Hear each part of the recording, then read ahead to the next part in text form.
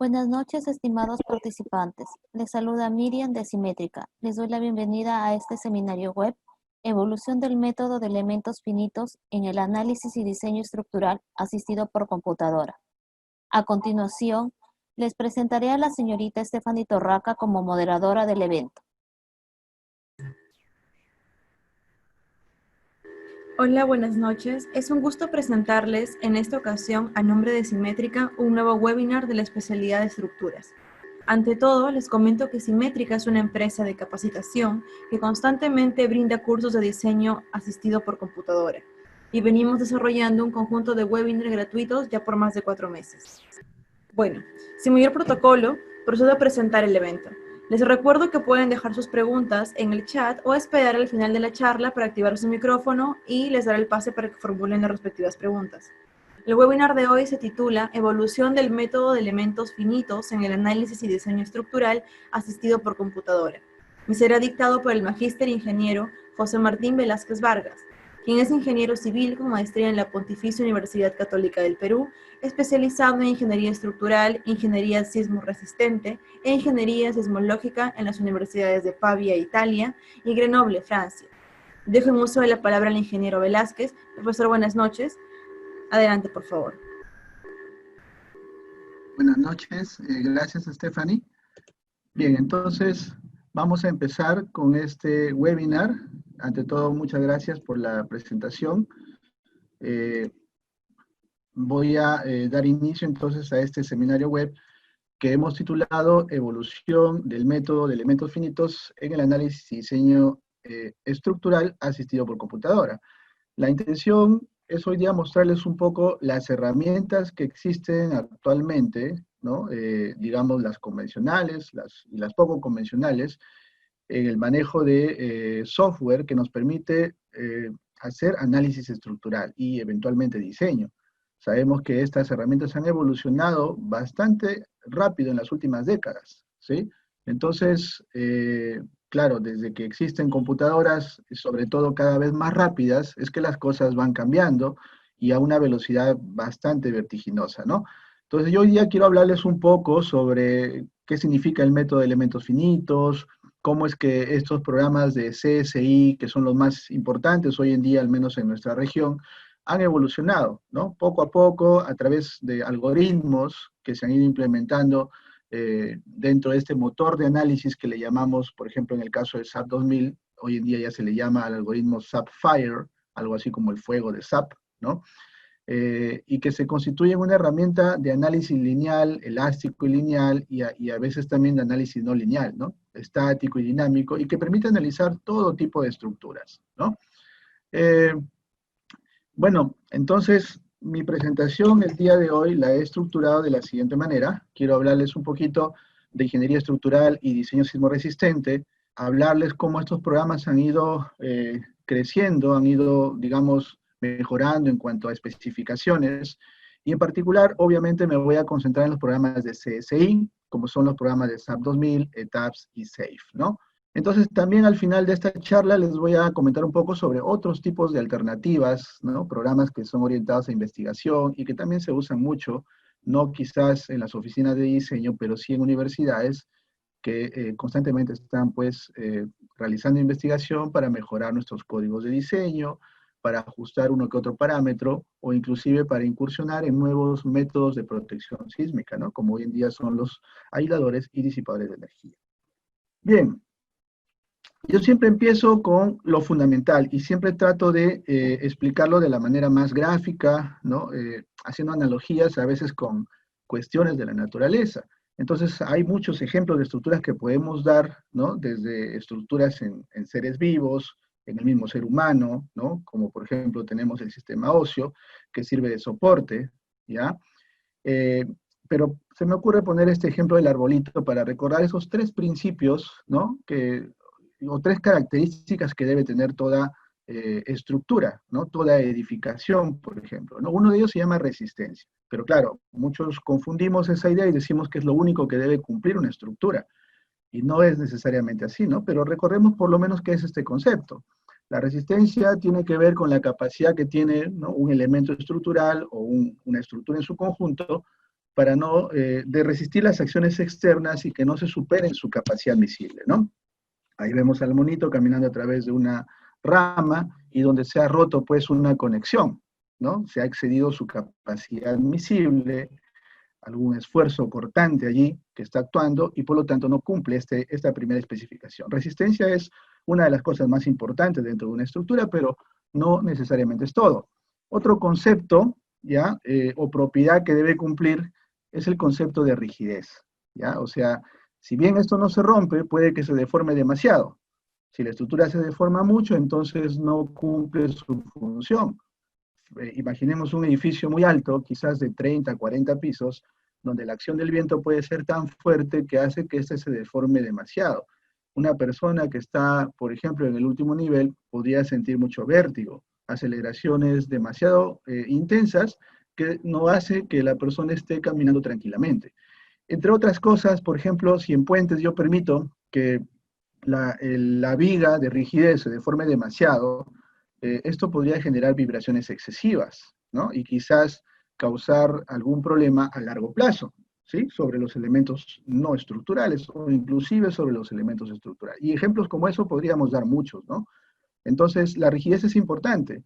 Por eso es que en la norma de diseño sismoresistente se adoptan criterios para controlar la deriva de entrepiso. Eso es un criterio de rigidez, porque hay una correlación, ¿no? Que ya se ha visto en muchas digamos, décadas de terremotos que ocurren en nuestra región, que no es que uno controla los daños frente a los sismos con los desplazamientos absolutos, sino los desplazamientos relativos de entrepiso. Y eso es lo que muchas veces tiene correlación con el daño no estructural. Entonces, rigidez es algo bastante importante, ¿no? Y el último criterio, bueno, de entre los más importantes que debo mencionar es el de estabilidad. Yo puedo tener una edificación muy bien diseñada, lo suficientemente rígida y resistente, pero de pronto su capacidad de soporte, su cimentación no es la adecuada. Y inclusive de repente no he considerado efectos de segundo orden, ¿no? Efectos P delta, y por ejemplo, o incursiones inelásticas que pueden haber a veces por no linealidad geométrica, y entonces tengo problemas de deslizamiento y de volteo, ¿ya? Entonces, esas son tres cosas que siempre cuidamos al momento de hacer el análisis estructural, ¿no? Ahora, una de las solicitaciones más importantes a las cuales sometemos nuestras estructuras es el sismo, el terremoto, ¿no? El terremoto es, al menos los que vivimos en zonas de alta sismicidad, siempre una preocupación constante, por eso es que existen normas, códigos que nos exigen que diseñemos las edificaciones con cierto criterio antisísmico, ¿no? Y pues la historia nos ha demostrado que han ocurrido sismos tan grandes como por ejemplo el de Valdivia en 1960, que fue o es considerado el que alcanzó la magnitud más grande, ¿no? En la historia moderna. Hablamos de MW de 9.5, imagínense, no existe hasta ahora algo que hayamos registrado con una magnitud mayor.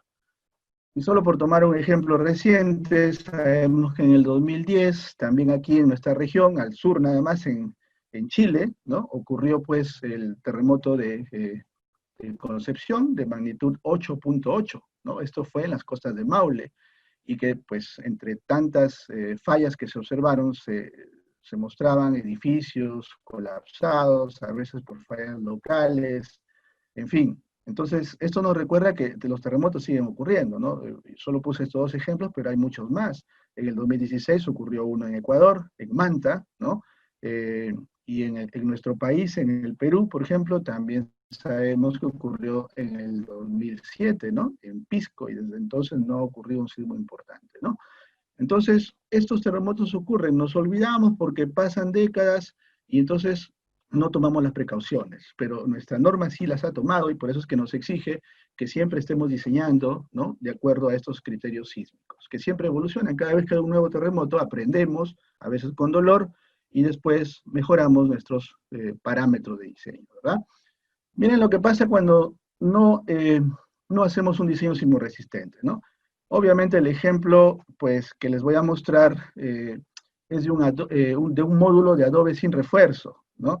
Sabemos que existen muchos países en los cuales se construye mucho con tierra, y la causa es natural, porque muchas veces los pobladores no tienen acceso a material noble y tienen que hacerlo por su propia cuenta, y así que recurren al material que encuentran allí disponible en la naturaleza, como es la tierra, y hacen sus casitas en base a eso. Por ejemplo, en el Perú se estima que entre un 30 y 40% de todas las viviendas están hechas de adobe, o sus variantes, ¿no? Tapial, por ejemplo. O sea, están hechas en tierra, y eso no se considera una estructura ingenieril, ¿no?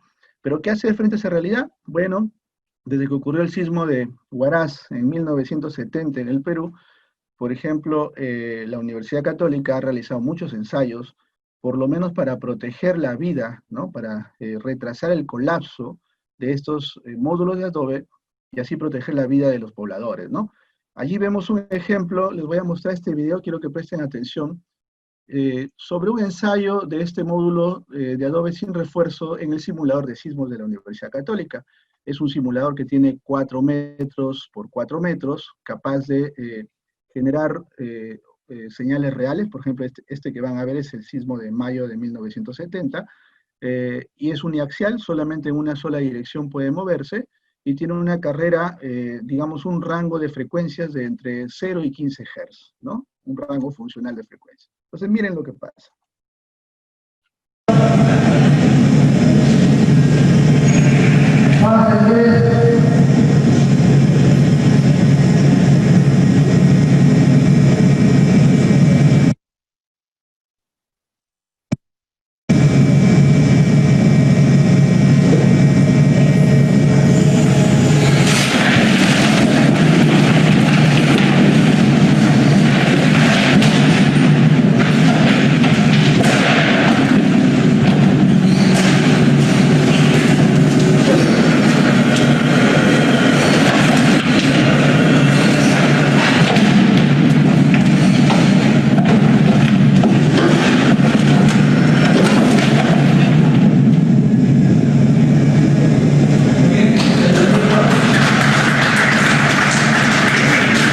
Son los únicos que aplaudimos, ¿no? Cuando vemos un ensayo, porque felizmente esto no es algo real, es algo simulado, ¿verdad?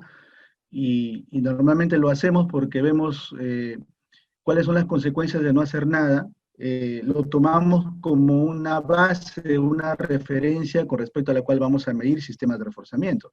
Y a partir de esto, pues se han planteado muchas propuestas a lo largo de 50 años, ¿no? Refuerzo con por ejemplo, con madera, refuerzo con materiales que son accesibles y baratos, ¿no? Como pueden ser mallas de plástico. Y lo más reciente, que les voy a mostrar aquí en la siguiente vista, es una propuesta que justamente el ingeniero Julio Vargas, que es profesor de la Universidad Católica, propuso, y que tiene que ver con una tecnología ancestral, algo parecido al aislamiento sísmico. Esto está basado en sobrecimiento aislante, conocido como SHICRAS, una tecnología que se imitó y que se vio en las pirámides de Caral, ¿no? Y que se usaba básicamente para facilitar el drenaje, miren. Pero aquí está funcionando como un aislador sísmico. Además, noten que los muros de este módulo de adobe están reforzados con unas sogas de alta resistencia que se denominan drisas. Entonces, con esto, por lo menos lo que vamos a lograr es retrasar el colapso, ¿no? Se hacen comparaciones entre el movimiento, en el caso anterior, con este movimiento, y vemos que realmente se atenúa, ¿no? La solicitación. Entonces, veamos este video también para ver el resultado. Jessica, Carlos, ingeniero Blanca, podemos proceder.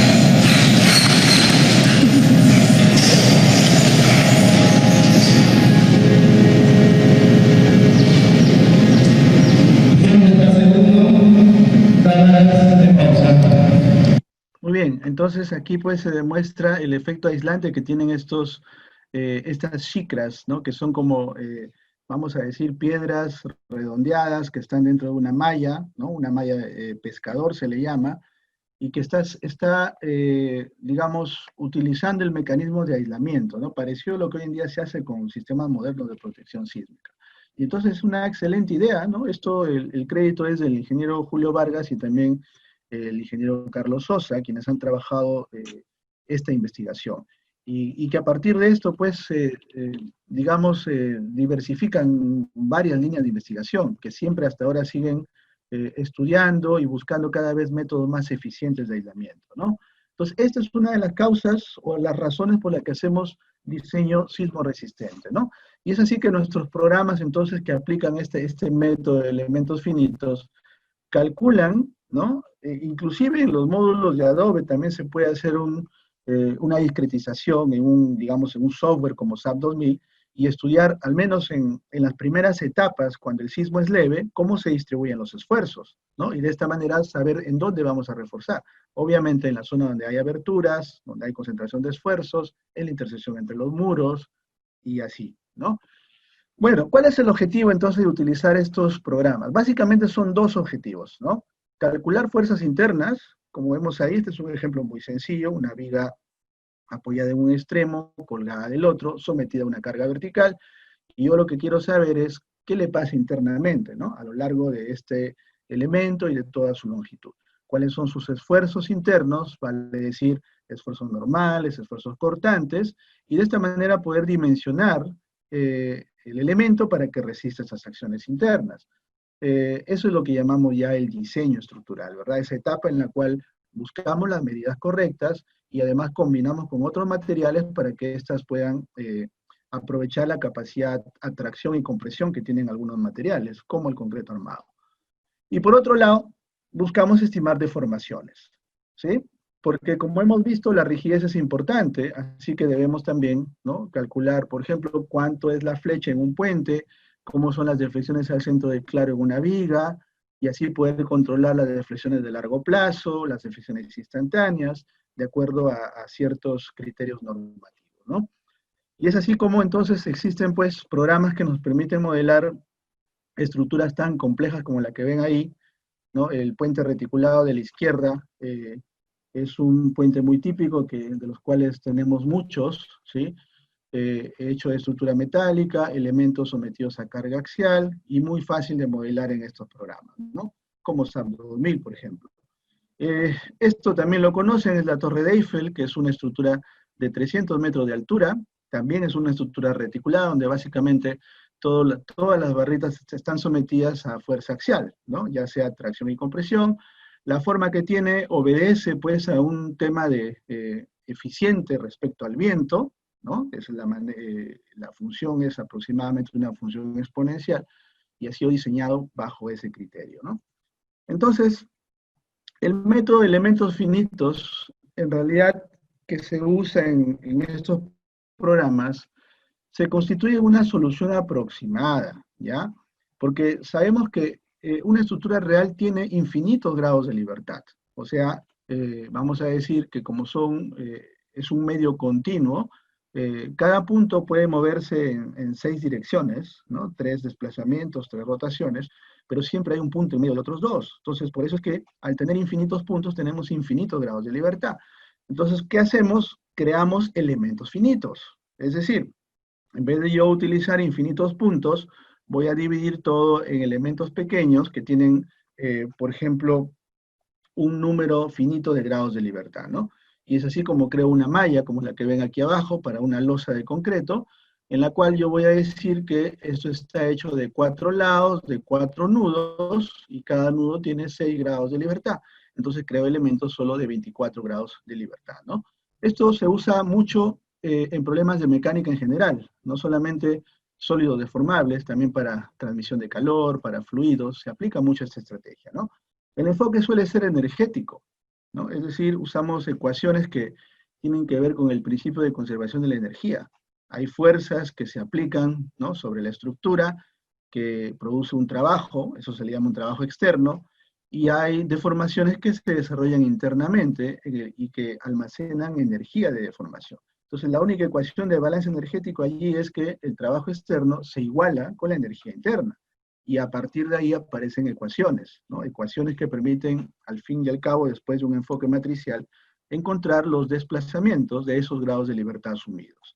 Esos desplazamientos luego se transforman en fuerzas internas, ¿no? Equivalentes, y nos permiten encontrar los esfuerzos. Si se trata de losas o elementos tridimensionales, puedo encontrar esfuerzos en todas las direcciones.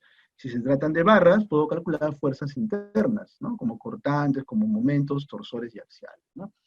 Como los desplazamientos se calculan en las esquinas, para yo encontrar qué pasa en el interior, se usan ecuaciones de interpolación, ¿no? Funciones de interpolación que a veces la teoría de Rayleigh-Ritz nos permite simplificar en gran medida, y que, por ejemplo, en el caso de barras, se trata de polinomios cúbicos, ¿no? Ecuaciones cúbicas que permiten interpolar las deformaciones entre los extremos de una barra, ¿no? El caso más completo, y donde ahí realmente aplica el método de elementos finitos, es cuando usamos una losa que es de forma rectangular, que asumimos como isotrópico, y solamente para reducir los grados de libertad decimos que tiene movimiento en algunas direcciones. Eso es solo para el caso de losas, y usamos únicamente 12 grados de libertad, ¿no?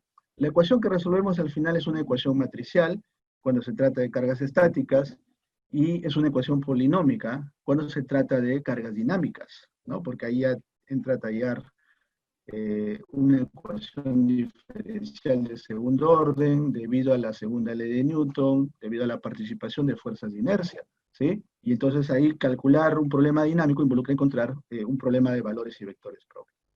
Y entonces ensamblamos matrices de rigidez, ¿no? Dividimos la estructura, que es un medio continuo, en una serie, digamos, de elementos finitos, ¿no?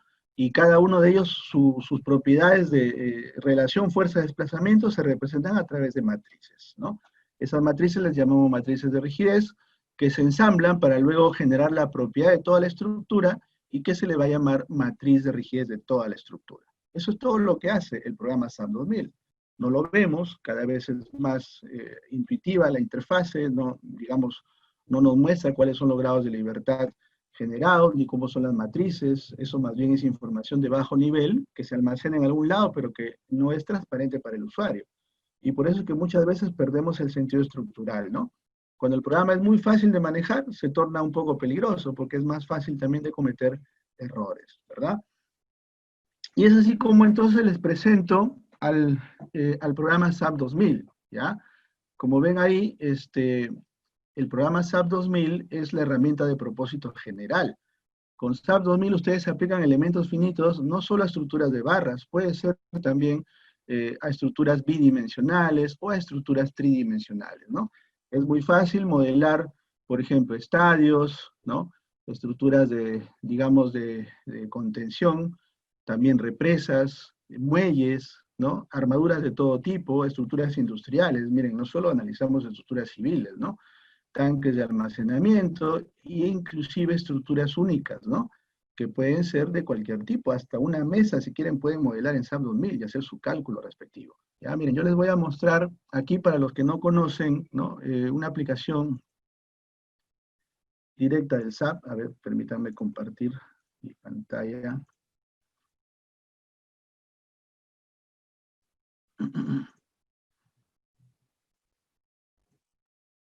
Ya, no sé si ven ahí mi pantalla, miren, ahí tengo la interfase del programa SAP 2000, ¿sí lo ven, verdad?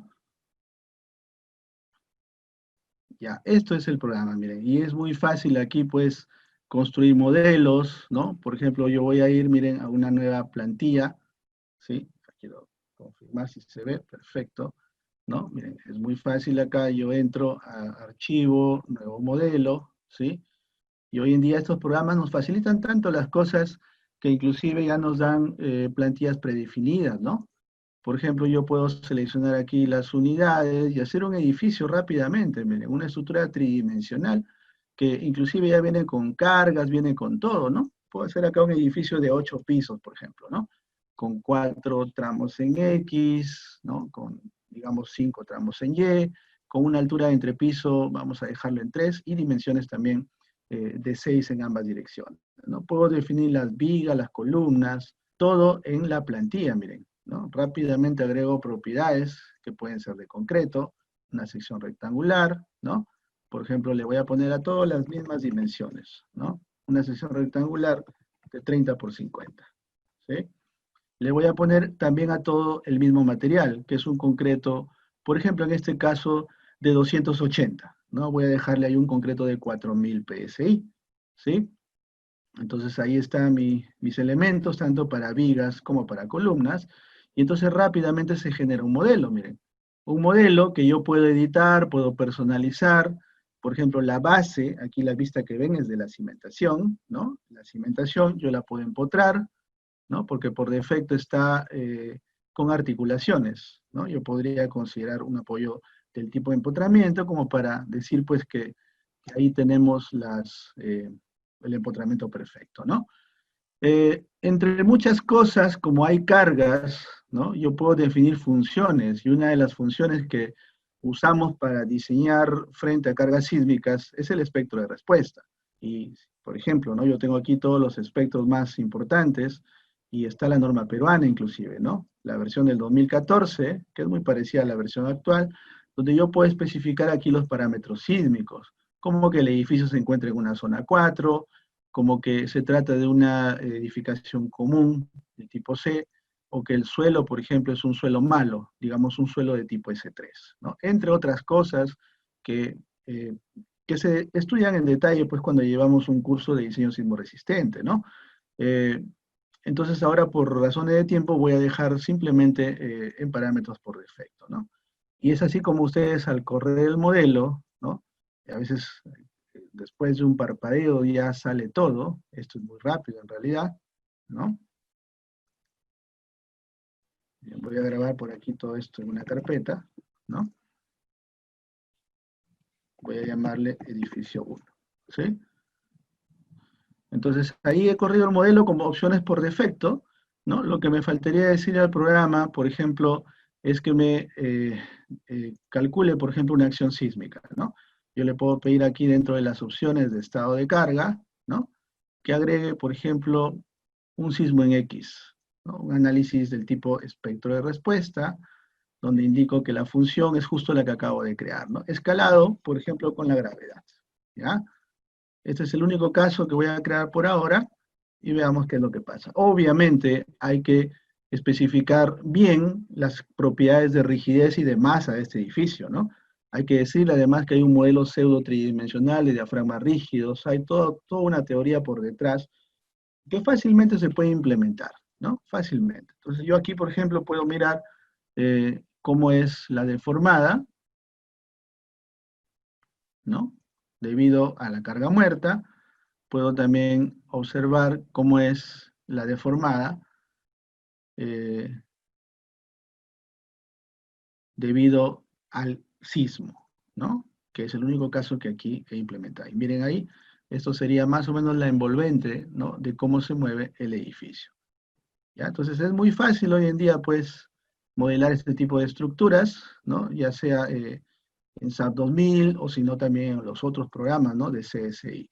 Estructuras tridimensionales se pueden hacer a partir de plantillas también, ¿no? Por ejemplo, este de aquí que es de almacenamiento de, digamos, o estructura de almacenamiento en general. Uno elige aquí la forma que tiene la estructura con algunas propiedades, ¿no? Donde yo puedo claramente definir la elevación y el diámetro, ¿no? Para cada sección transversal. Puedo hacer una definición paramétrica. Aquí están los datos que uno interpreta de toda la información que ingresamos por ahí.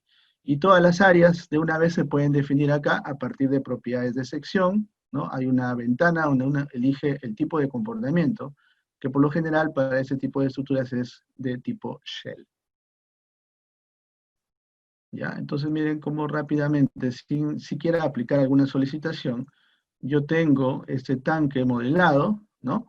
Lo puedo ver inclusive en formato tridimensional. Aquí está, su propia extrude, ¿ya? Lo puedo analizar sin aplicar cargas porque por defecto el programa, ¿no? Para este tanque me aplica el peso propio, ¿sí? Ahí está. E inclusive puedo mirar los esfuerzos, ¿no? Hay una, en este caso, para los elementos shells, ¿sí? Un tipo de resultado que se llaman esfuerzos, miren. Componentes sigma 1,1, sigma 2,2, ¿no? Que son en las direcciones horizontal y dirección vertical, ¿no? Específicamente en dirección circunferencial si se trata de esta estructura cilíndrica, ¿no? Entonces miren ahí, ¿no? Cómo se muestra en colores la variación de los esfuerzos. Y acá con una escala me indica que esto es la componente sigma 1,1 y que además está en tonelada fuerza sobre metro cuadrado, ¿no? Todo esto me sirve para yo luego posteriormente diseñar, ¿no? Por resistencia y las deformaciones para diseñar por rigidez, ¿ya? Entonces eso es, digamos, lo que hace SAP 2000 a grosso modo. Ahora regreso a mi presentación, ¿ya? Y de la misma forma, hay otros programas, por ejemplo, el programa CSI Bridge. SAP 2000 es la herramienta de propósito general, pero a partir de esta se han creado nuevas aplicaciones, cuando ya se ha visto pues que algunos usuarios utilizan mucho el programa para cierta aplicación. Y como se hace mucho puentes, entonces decidieron crear el CSI Bridge, ¿no? Que rápidamente modela puentes. Entonces yo por aquí también tengo definí algunas características de este programa, que está basado en modelamiento de objetos. Es decir, cada elemento se considera un objeto, como la sección transversal, ¿no? Por ejemplo, de sección cajón, se considera un objeto dentro de la definición. Los carriles también se constituyen objetos dentro del puente, ¿no? Así como los pilares, e inclusive las propiedades de geometría, como pueden ser carriles curvos, carriles rectos, etcétera, ¿no? Entonces por aquí yo tengo justamente abierto el software, no sé si ven mi pantalla, aunque esta es una versión del 2014, el CSI Bridge versión 2022, no tiene mayor diferencia. Miren cómo las lengüetas están organizadas, ¿no? En función a los programas de Windows usualmente, ¿no? Tenemos los objetos asociados a estas definiciones, ¿no? Permítanme regresar a mi interfase. ¿Dónde está mi interfase? Perdón. Acá está. Ya. ¿No? Entonces, esta es la interfase del programa. Déjenme ver si me permite abrir algún modelito.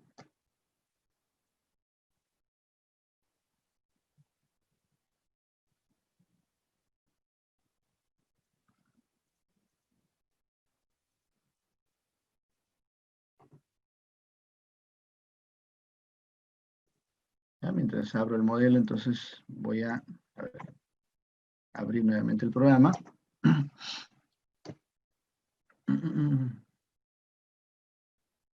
Ya, ahí está. Entonces vuelvo a compartir, ¿ya? Ahí está. Entonces, este es el programa CSI Bridge, ¿ya? Que fácilmente me permite crear un puente a partir de una plantilla, ¿no? Entonces, como ven, yo puedo hacer aquí un nuevo modelo, ¿ya? No sé si ven esta ventanita. No todas las ventanas se ven. Con zoom. Ya, bueno. Entonces acá hay una ventanita que me dice, pues básicamente, ¿ven esta ventana? Hay una ventanita que estoy mostrando en pantalla, donde voy a configurar mi plantilla, ¿sí? Ya, entonces aquí, por ejemplo, digo, hazme un puente rápidamente, un quick bridge, ¿no?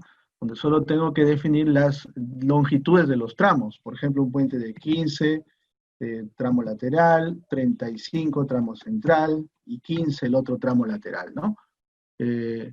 Uno define rápidamente las longitudes, luego por aquí selecciona el tipo de sección transversal, que puede ser vigas T, por ejemplo, concreto vigas T, ¿no? Aquí se me ocurre elegir, por ejemplo, vigas I prefabricadas de concreto, ¿no? Le voy a dar OK, y miren cómo rápidamente se genera el modelo. Algo que en SAP 2000 nos tomaría muchísimo tiempo, ¿no? Hacer todo esto en SAP 2000, miren si yo voy por aquí,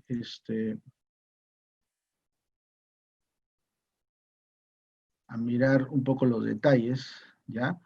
¿Qué es lo que se ha creado en este modelo, no? Se han creado los carriles, la sección transversal, se han creado los apoyos, que son inclusive pilares que tienen cierta geometría, y también se han creado los estribos, que son los apoyos extremos, ¿verdad?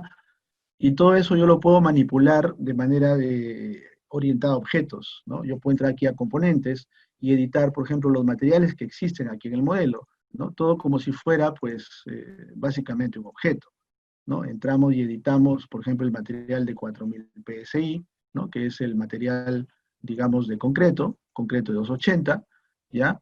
O editamos también las secciones transversales. Por ejemplo, aquí está la sección transversal que he definido para, digamos, para mi tablero, ¿sí?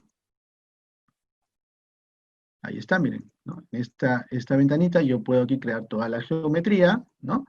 Que se constituye en la definición de la sección transversal. Esto es lo bonito del programa, ¿no? Que uno manipula cada elemento como si fuera un objeto. Por aquí tengo también, por ejemplo, los apoyos, ¿no? En este caso tenemos los apoyos de, digamos, apoyos móviles, apoyos fijos, que representan, ¿no? Las condiciones de extremo en este puente. Inclusive las cargas, ¿no? Como las cargas vivas vehiculares, que tienen ciertas definiciones, ¿no? De acuerdo a la norma LRF, hay una carga viva que se llama HL93, ¿no?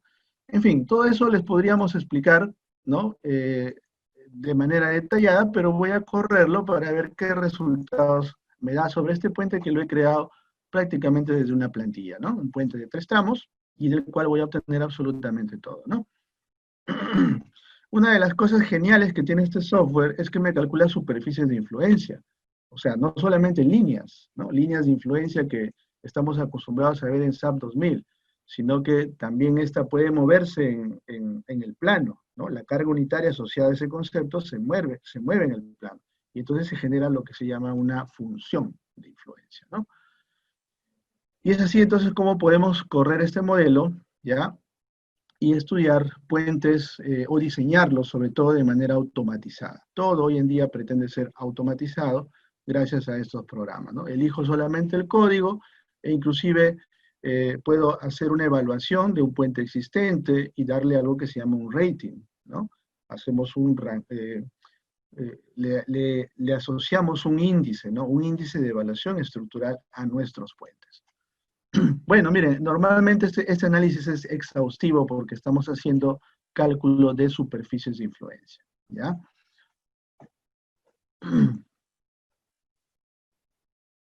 Bien, mientras ese programa corre, les sigo contando un poco más sobre otros programas, ¿ya? Este otro programa es muy conocido, es el programa ETABS, ¿no? Todos se desprenden del SAP 2000. ETABS es igual de interesante porque también se aplica a algo en particular, y en este caso es a las edificaciones. Mientras que yo en SAP 2000 puedo hacer edificios también, ¿no? En ETABS los hago, pero de manera muy rápida. Existe el concepto de pisos, que me permite crear edificios rápidamente, modelar sus propiedades, ¿no? Y así crear sistemas estructurales típicos, como de pórticos, de albañilería, de utilidad limitada, o, digamos, algún sistema combinado, ¿no? La interfaz de ETABS es muy amigable, ¿no? Inclusive más fácil de manejar que SAP 2000, donde podemos hacer un análisis estático, un análisis tiempo-historia, un análisis por espectro de respuesta, e inclusive un análisis por proceso constructivo, ¿no? Entonces ahí está, miren, esa es la interfase gráfica del programa, como les digo, muy fácil de interpretar, también a nivel de resultados. Entonces, aprovechando, les voy a mostrar también cómo funciona el ETABS, ¿sí? Mientras sigue corriendo ese modelo en CSI Bridge, miren que todavía está el 50%. Entonces, por aquí también tengo el ETABS abierto. Ahí está, miren.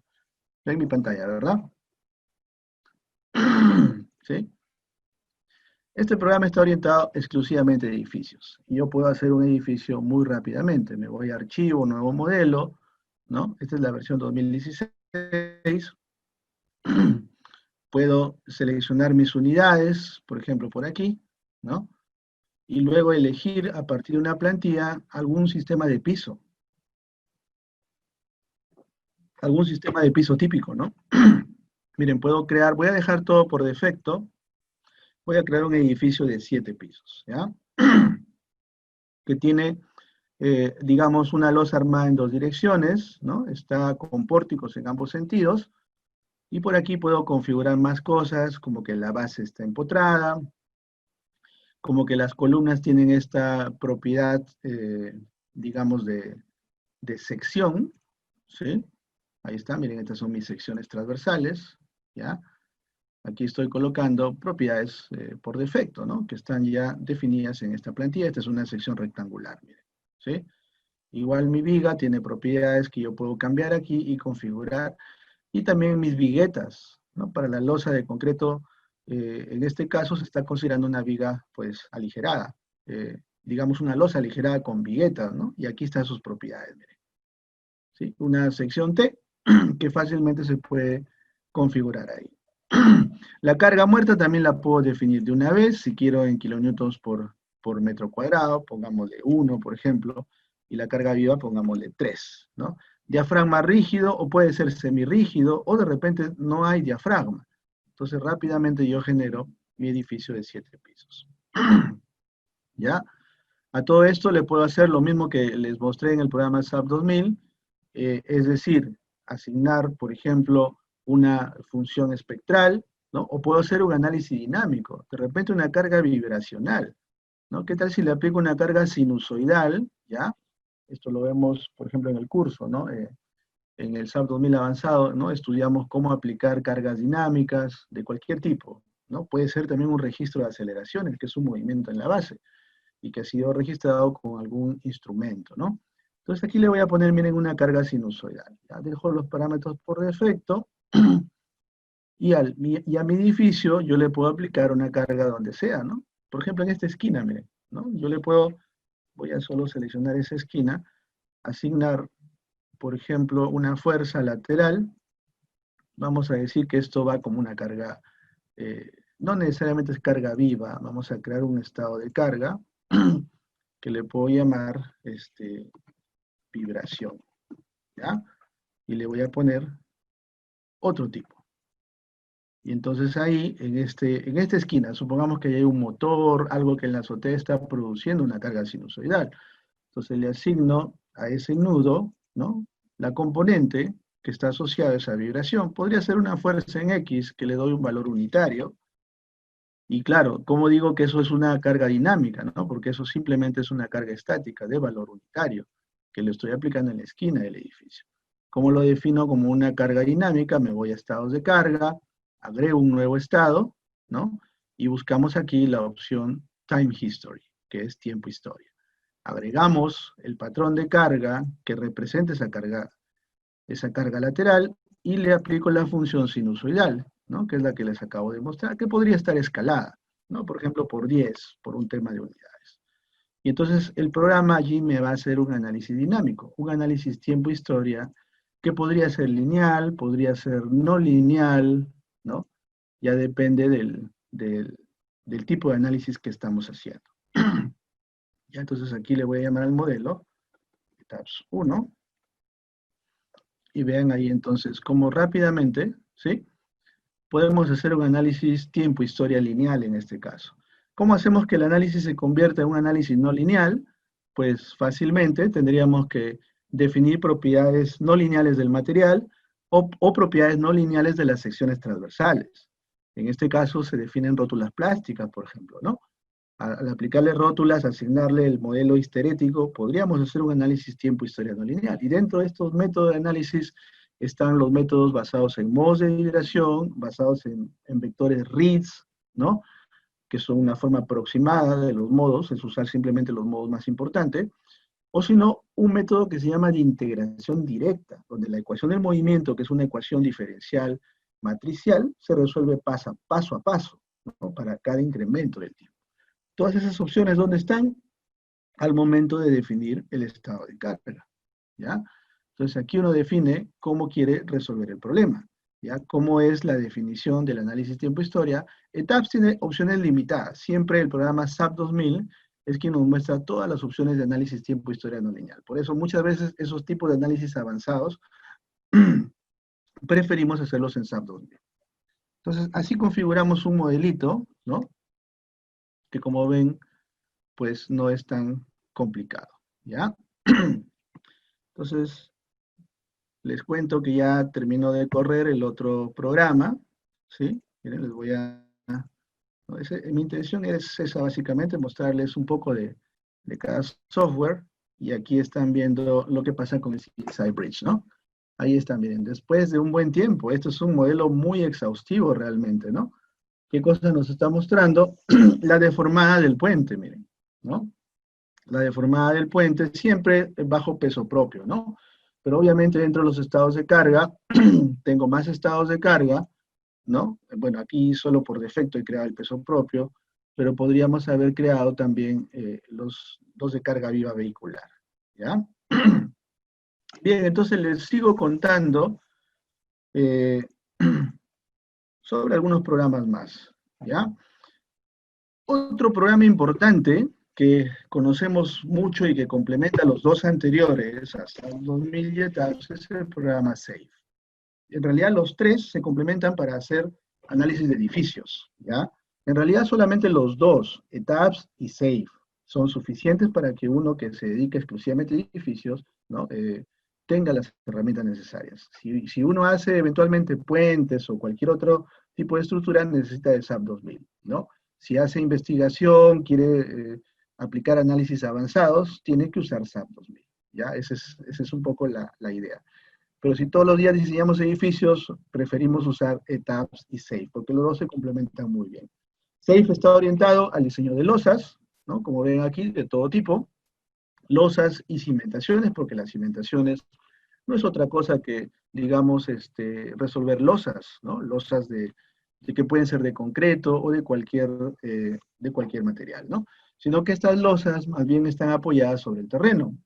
Y el terreno es un medio continuo que puede considerarse flexible, algo así como que resortes, ¿no? Uniformemente distribuidos con propiedades elásticas, ¿no? Propiedades que se calculan en base al estudio de suelos.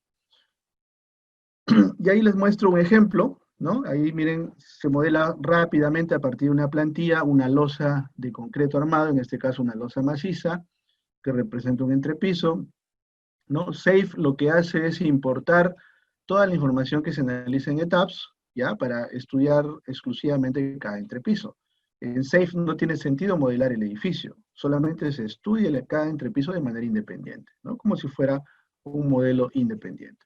Y podemos hacer losas armadas en dos direcciones, como las que ven aquí, ¿no? Con vigas en ambos sentidos, o sin vigas, como se usan en zonas donde no hay terremotos, ¿no?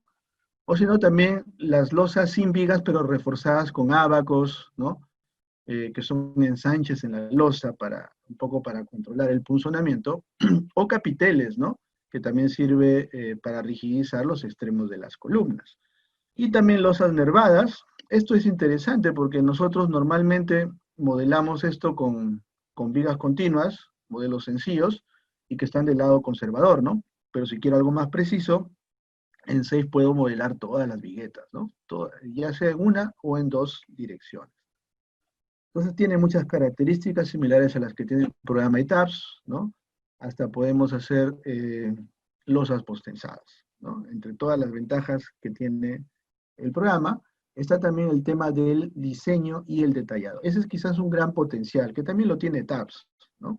SAP 2000 diseña de manera genérica, pero ETAPS y SAFE ya pretenden brindarnos mejores herramientas, porque hasta los planos nos sacan excelentes bosquejos, ¿no? Distribución de acero en planta, secciones transversales, desarrollo de vigas, todo eso ya es prácticamente una tarea que nos está facilitando estos dos programas, ¿no?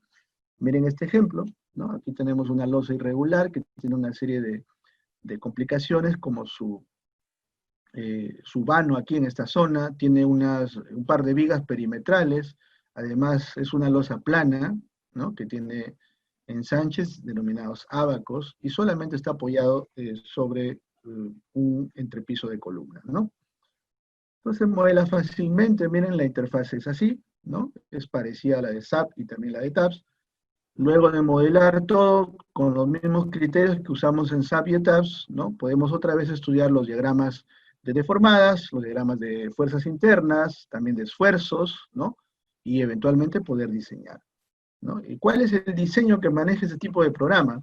Uno de los diseños más importantes es el diseño basado en elementos finitos, ¿no? Que es diseñar cada uno de los puntos que pertenecen a la losa. Pero algo un poco más conservador y más uniforme es diseñar basado en franjas, ¿no? Lo que hacemos aquí en la losa es dividir en franjas, digamos, anchos específicos, donde uniformizamos el diseño.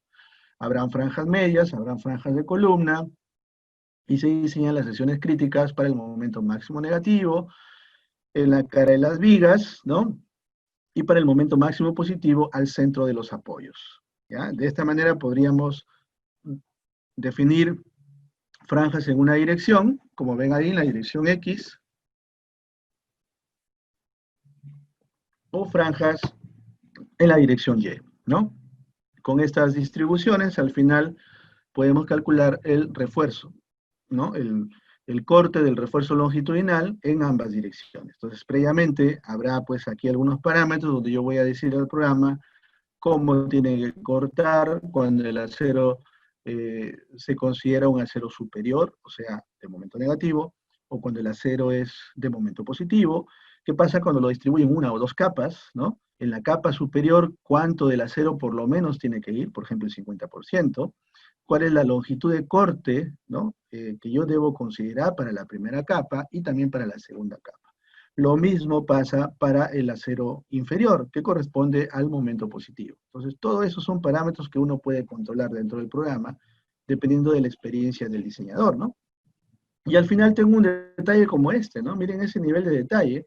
El programa me ha dibujado prácticamente un plano, ¿sí? Un plano de una losa donde veo todo el detalle del refuerzo, ¿no? En las dos direcciones, aplicando este concepto de diseño basado en franjas.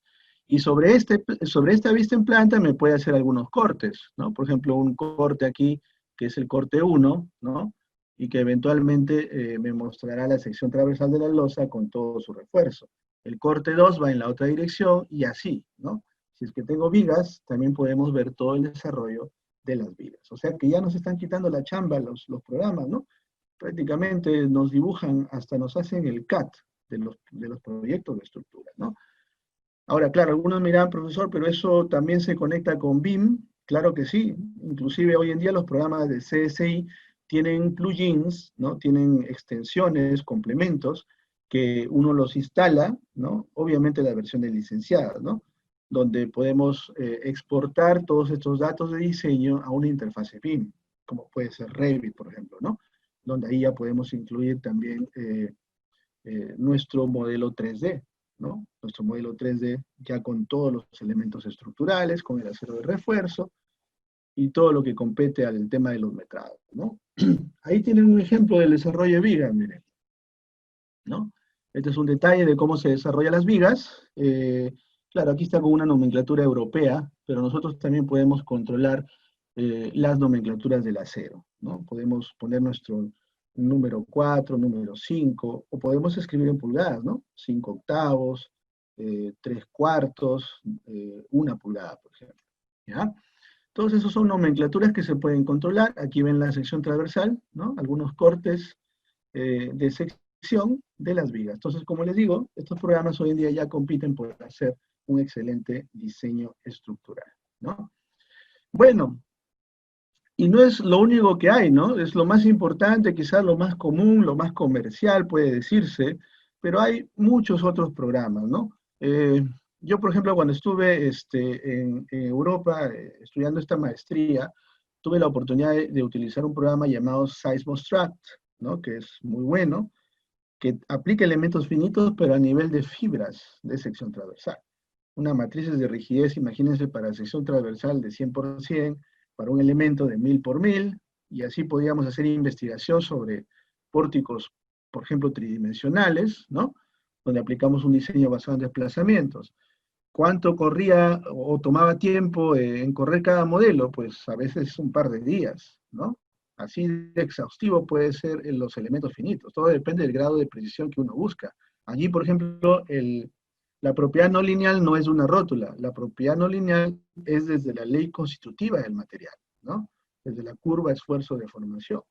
Entonces, hay programas y programas, depende de la aplicación que uno necesite, ¿no? Otro de los más conocidos es OpenSys. OpenSys tiene la ventaja que es de código abierto, ¿no? Fue diseñado en la Universidad de California en Berkeley, y hoy en día es utilizado por muchas universidades que hacen investigación, ¿no? Pero acercándonos un poco más a lo comercial, tenemos este programa llamado CIPECAT, ¿no? Que tiene un potente motor de análisis con cálculo sísmico, y la ventaja quizás con todo lo anterior que les he mostrado es que nos hace los planos completos, ¿no? Miren ese detalle de diseño de una escalera, ¿no? Nos puede dibujar absolutamente todo, ¿ya? Plantas, secciones, perfiles longitudinales, etcétera. Y hasta desarrollar memorias de cálculo, ¿no? Los programas de SSI también hacen memorias de cálculo. Bueno, una de las desventajas es que hay que convertirlas de inglés a español, que no creo que sea tan difícil, pero este CIPECAT ya lo tiene todo, ¿no? En español. Y las normas más conocidas también, ¿no? Ahí está el que les comentaba, programa Seismostract, que es un programa italiano, ¿no? Y también tuve oportunidad de manejar Ruaumoco, que es un programa neozelandés, ¿no? Escrito por el profesor Atul Kar, ¿no? Un profesor que tiene muchos libros conocidos de ingeniería sismoresistente, y pues ambos utilizan elementos finitos, ¿no? Y son capaces de predecir grandes deformaciones de pórticos espaciales, ya sean bajo carga estáticas, bajo carga dinámicas, y sobre todo porque toma en cuenta la no linealidad, ¿no? Tanto geométrica como la del material, ¿ya? Entonces, miren, podemos pasar mucho tiempo hablando de programas y programas, hay muchos en el medio, pero el día de hoy yo he querido mostrarles los más importantes, ¿sí? Los que debemos conocer como herramientas, porque al fin y al cabo estos programas son solamente herramientas. Nos sirven para hacer algún cálculo, pero no debemos confiar ciegamente, ¿no? Son como cajas negras también. Si uno le mete cualquier información inconsistente en el modelamiento, pues el resultado va a ser totalmente inconsistente, ¿no? Entonces hay que saber interpretar, mantener el criterio ingenieril, a veces hacer un modelo simple, ¿sí? Si yo estoy haciendo un edificio de 5 pisos, por ejemplo, ¿no? Podría ser, no sé, un método aproximado como el método de portal y voladizo, que rápidamente me permite sacar los cortantes de entrepiso o los momentos flectores, ¿no? Y compararlos con los del programa de TAPS, a ver qué tal se parecen, ¿no? O a veces un modelo de una viga continua, que fácilmente lo puedo hacer a mano, de repente con uno de los métodos que nos han enseñado en la universidad, como puede ser el método de Cross, el método de ecuación de 3 momentos, ¿no? Alguno de esos métodos, y comparar con lo que está haciendo el programa.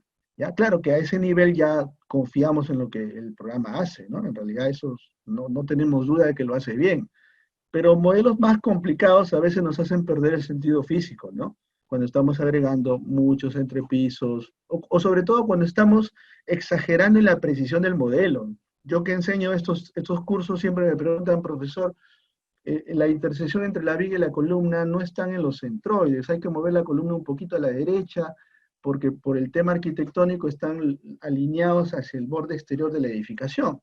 Y yo les digo, bueno, miren, esas pequeñas imprecisiones la están modelando sobre un modelo que es ya aproximado. Desde que hemos empezado a hablar de elementos finitos, hemos hablado de un modelo aproximado. Entonces, querer hacer algo preciso sobre algo aproximado, en realidad no gana mucho, ¿no? Van a ganar un poquito más de precisión, pero el tiempo que invierten, no sale a cuenta. Entonces, a veces modelos simples nos dan mejores resultados, y sobre todo del lado de la seguridad. Bueno, yo quería terminar esta charla, ¿no? En realidad podríamos hablar mucho tiempo sobre estos programas. A mí me gustaría hablar de repente en un futuro sobre alguno en particular. Nunca hemos hablado del CSI Bridge, quizás en una próxima ocasión podamos hacerlo, ¿no? El tema de los puentes, que a mucha gente le interesa. Hemos hablado ya sobre SAP 2000, sobre TAPS, ¿no? En varias ocasiones, pero estoy seguro que en una próxima ocasión podríamos hablar sobre el tema de los puentes, ¿no? Bueno, miren, permítanme cambiar aquí al video, ahí está. Este video que les quiero mostrar corresponde a un ensayo de un simulador sísmico que se encuentra en la Universidad de California en San Diego, en Estados Unidos. Es considerado el simulador más grande que hay en una universidad, ¿ya? Hay más grandes todavía, pero no se usan en universidades, ¿ya?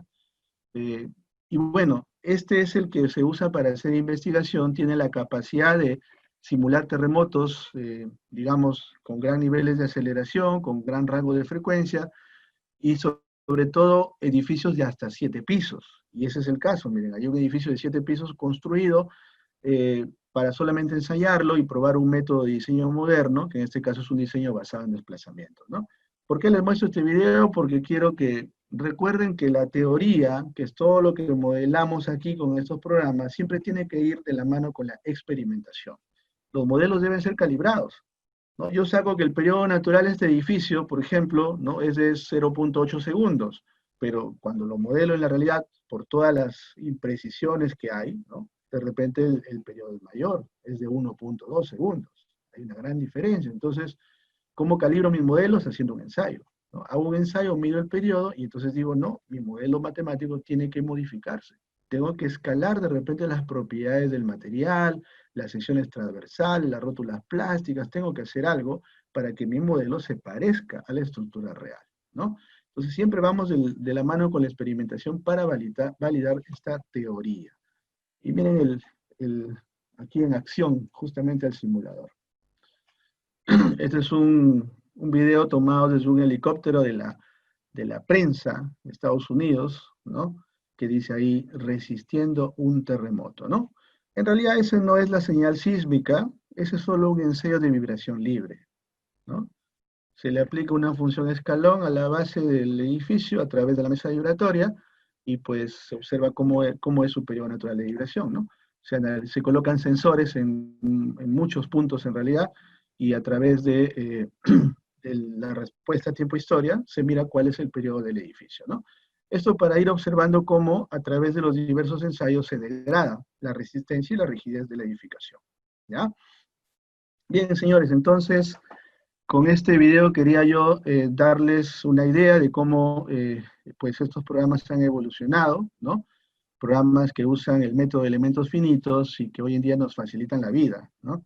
Pero no olviden que no son más que herramientas de cálculo. Es como tener una calculadora a la mano, sino que una calculadora muy sofisticada que permite estimar esfuerzos internos y deformaciones en cualquier tipo de estructuras, ¿ya?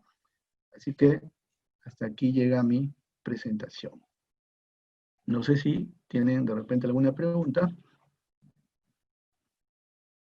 A ver, acá estoy mirando mi chat.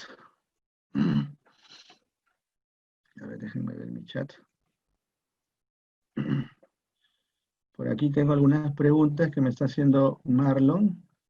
Bueno, el tema del aislamiento es un poco extenso, pero en esencia lo que se hace allí pues es aislar la base, ¿sí? Del edificio. Puedo usar este como ejemplo. El edificio que les acabo de mostrar, ¿no? De tal manera que toda la deformación se concentre en un dispositivo llamado aislador, que es muy flexible lateralmente, pero tiene una gran rigidez vertical. O sea, es capaz, digamos, de resistir todas las acciones del peso del edificio, las acciones de gravedad, pero al mismo tiempo es lo suficientemente flexible para absorber todo el desplazamiento impuesto por el sismo, ¿no? En la base. Hay diversos tipos de aisladores, ¿no? Dependiendo del material, de la geometría, de la configuración. Y en los modelos que hacemos en ETAP simplemente son como resortes, ¿no? Elementos que tienen una ley constitutiva, ¿sí? Una relación entre la fuerza y el desplazamiento, ¿ya?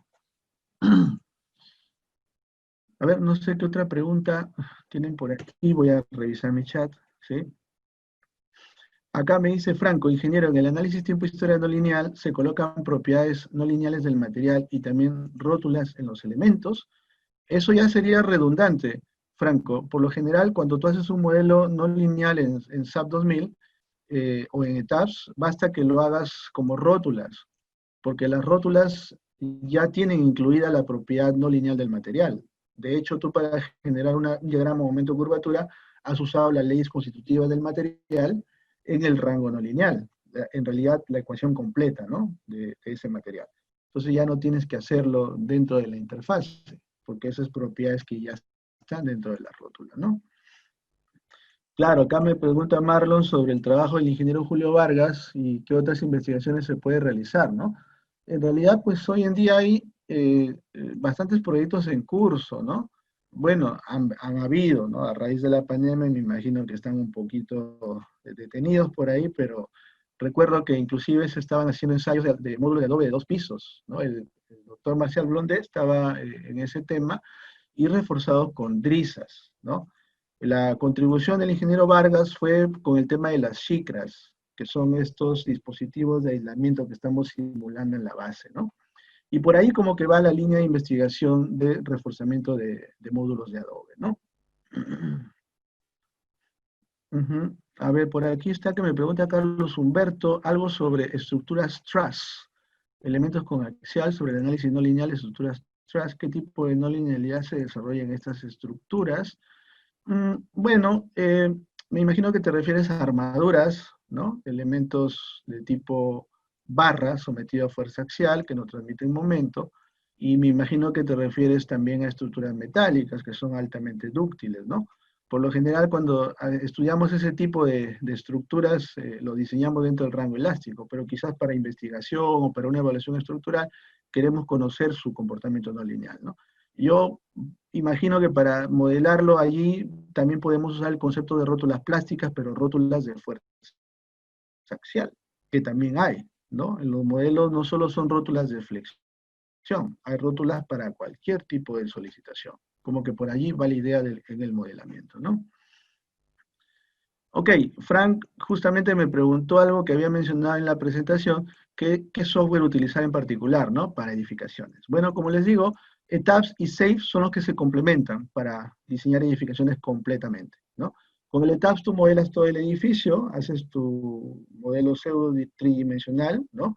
De diafragmas rígidos, diseñas vigas, columnas, y todo lo que es cimentaciones y losas ya lo puedes hacer con el SAFE, exportando los resultados, ¿no? De este programa al otro. Bien, por aquí tengo más preguntas, más comentarios. En realidad tengo bastantes preguntas. Vamos a elegir a ver las que no he respondido en la charla, ¿ya? Acá un comentario de Marlon sobre la rigidez vertical, sobre el sobrecimiento aislante, ¿no? Efectivamente, esta investigación de Julio Vargas se desarrolló en la misma investigación. ¿Qué consiste con elementos finitos en un edificio? Bueno, hay que hacerlo lo suficientemente discretizado, ¿ya? Lo que es calcular una distribución adecuada de esfuerzos internos, ¿no? Entonces hay que hacerlo, digamos, por lo menos con mallas de un tamaño no mayor a 1 metro, de 1 por 1, algunos usan 0,50 por 0,50 metros, ¿no? Esa es una de las consideraciones, y entre otras, por ejemplo, lo de ver si es un modelo shell, si es un modelo de membrana, si es un modelo plate. Hay 3 tipos de comportamiento que uno debe elegir, dependiendo del tipo de solicitación y el tipo de estructura, ¿no? Bien, miren, no tengo mucho tiempo en realidad para todas las preguntas, hay un montón de preguntas, ¿ya? Más bien hay alguien que quiere participar, me parece, por audio. A ver quién levantó la mano por ahí. Me parece que alguien había levantado la mano. ¿No? Ya. Bien, entonces, como les dije, hay muchos temas que tratar. A ver, voy a ir a un par de preguntas más, ¿ya? Con eso ya terminaríamos. A ver, acá seguimos con el tema de aislamiento. Acá me pregunta Isaac, si el SIPE reemplazaría al programa SAFE y ETABS.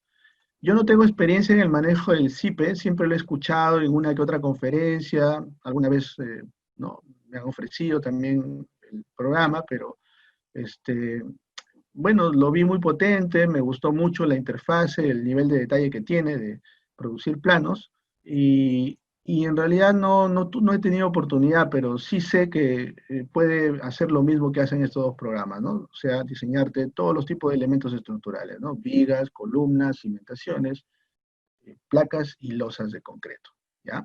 Al menos en concreto, yo sé que funciona bien. Ya. Y esta creo que podría ser la última pregunta. A ver, yo sé que hay muchas, así que mejor les voy a dejar mi correo, ¿ya? Para cualquier consulta a profundidad. Con mucho gusto voy a responderlo, ¿ya? Pero esta última sí me gustaría contestarla, es la de Carlos Humberto, que me dice, ¿podría comentar el software libre OpenSys, que también es FEM? Claro. OpenSys sí he tenido oportunidad de estudiarlo con algunos tesistas, ¿no? Algunos tesistas de la maestría que se han involucrado con el manejo del software, he visto cómo funciona y como les dije primero que es un open source, o sea, código abierto. Tú puedes, si sabes programación, TCL, TK, me parece que es el lenguaje que se utiliza ahí, puedes tú codificar tus propios elementos, ¿no? Si se te ocurre hacer un elemento simplificado de viga, de columna, con rótulas concentradas o con rótulas distribuidas, con comportamiento de flexión y acorte, y tú lo programas, su matriz de rigidez, puedes introducirlo, ¿no? Y modificar tu algoritmo, ¿ya? Otra de las cosas eh, geniales que tienes es que tú puedes hacer un análisis basado en lotes, o sea, por ejemplo, para un estudio probabilístico, para confiabilidad estructural, ¿no? El modelo tú tienes que variar las propiedades y en vez de crear miles de modelos, donde tú cambias el F'C o cambias las dimensiones, por ejemplo, para generar curvas de fragilidad, ¿no? Lo puedes programar, puedes hacer un bucle nada más dentro del código y decirle, mira, me vas a cambiar algunas propiedades de mi modelo y luego me vas a sacar las estadísticas de los resultados, ¿ya? Esa es la ventaja, que tú tienes control de toda la interfase, ¿no? Del algoritmo de cálculo del programa OpenSys, ¿no? Ustedes lo pueden buscar en la Universidad de California en Berkeley, en su página web, y descargarlo.